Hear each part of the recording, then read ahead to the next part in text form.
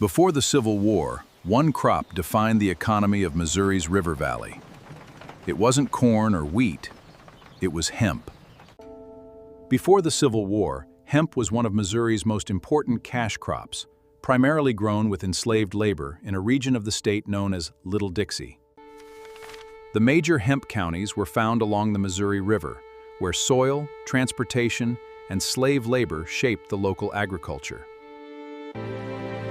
By 1860, 52% of Missouri's enslaved population lived in Little Dixie. It was here that local slave populations ranged from 30% to 50%, and where large farms and plantations coexisted.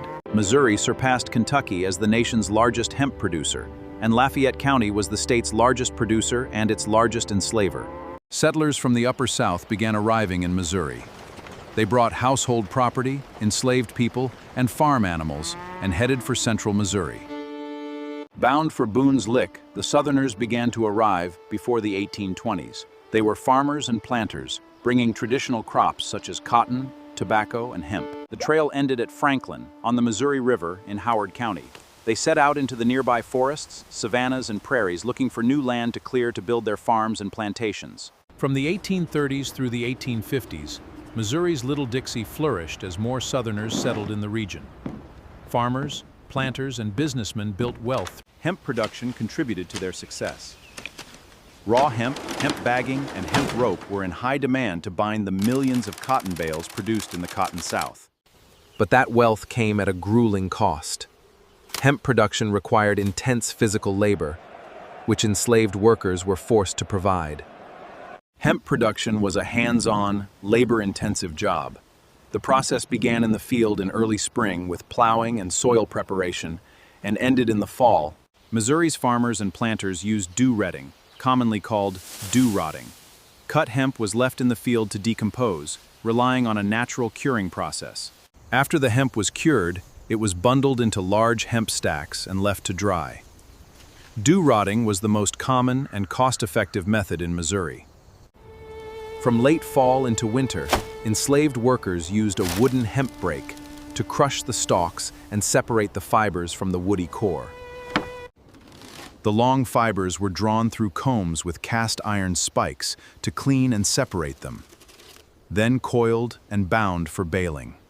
In 1849, hemp rope and bagging accounted for 40% of the cotton bale's shipping costs, and Little Dixie profited greatly from these goods by relying on enslaved labor. By 1860, Missouri and Kentucky were the largest producers of bale rope, and Missouri numbered 21 establishments. That year, 34 factories in 5 states produced 9.5 million yards of hemp bagging. And Missouri led the nation, with 26 factories making 5.75 million yards. On the eve of the American Civil War, Little Dixie's hemp industry thrived, and its planters were optimistic. In 1860, Missouri led the nation in hemp production.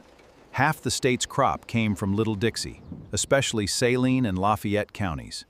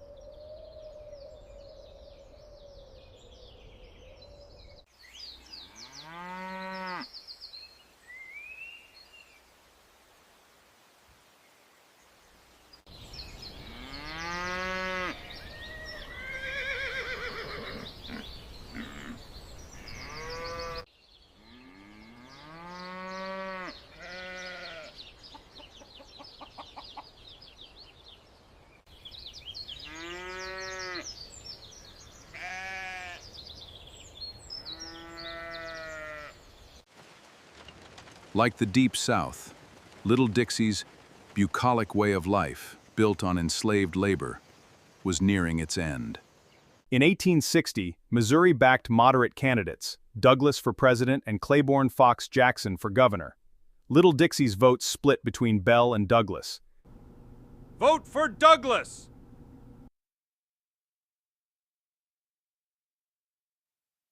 Vote for Bell!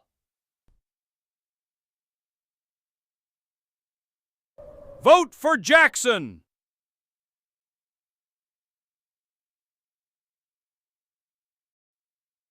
The firing on Fort Sumter and Missouri's Camp Jackson affair pushed Missouri into its divided war. Missouri provided men for both the Union and the Confederacy, and Claiborne Fox Jackson became its Confederate governor. As Union and Confederate forces struggled for control, Little Dixie suffered the most, and the hemp belt became a battleground.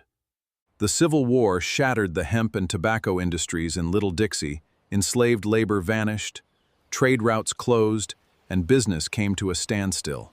Missouri abolished slavery on January 11, 1865, when delegates at a state convention voted 60-4 to pass an ordinance ending human bondage in the state.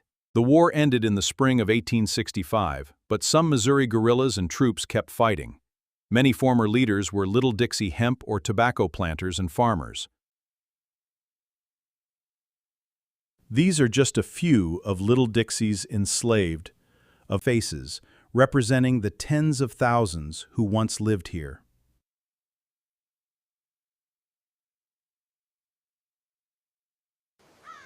Missouri's hemp empire vanished along with its people, its legacy buried in the river valley and largely forgotten, waiting for discovery.